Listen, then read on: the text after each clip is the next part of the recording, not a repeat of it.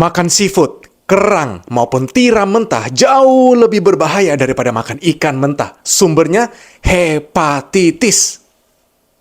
Ikan mentah punya dosanya tersendiri, jadi nanti saya bahas di postingan yang berbeda. Di sini, spesifik saya berbicara mengenai keluarga shellfish atau hewan bercangkang, terutama kerang, tiram, dan seafood yang dimakan mentah atau tanpa proses pemasakan apapun. Jadi, kalau penasaran, lanjut ke next slide. Kalau tidak, better stop here.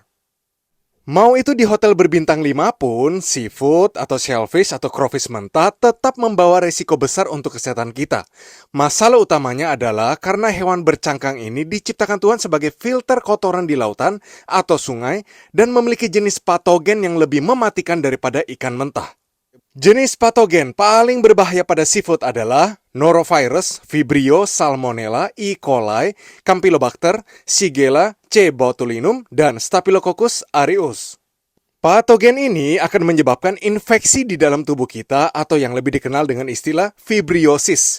Gejalanya adalah diare, kram perut, muntah, demam, dan bahkan kematian jika tidak ditangani dengan benar. Makanya, sekalipun terkadang Anda makan seafood mentah yang segar, gejala ini masih bisa muncul karena efek infeksi patogen.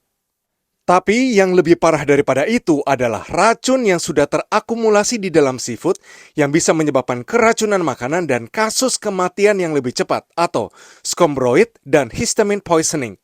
Gejala keracunan juga muncul lebih cepat, yaitu hanya dalam beberapa menit atau jam setelah memakan seafood mentah atau yang sudah kadaluarsa. Ingat, patogen di dalam seafood tidak semuanya bisa dibunuh dengan proses deep freezing. Mostly, patogen tersebut hanya tertidur atau dormant state. Jadi, hanya proses pemanasan sampai suhu internal 65-70 derajat Celcius lah yang dianggap aman oleh FDA sebagai regulasi konsumsi seafood pada manusia.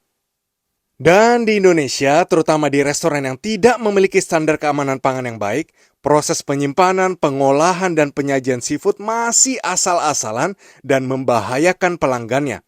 Dan menurut laporan Kementerian Kesehatan Indonesia, setiap tahunnya selalu terjadi kejadian luar biasa atau KLB hepatitis A.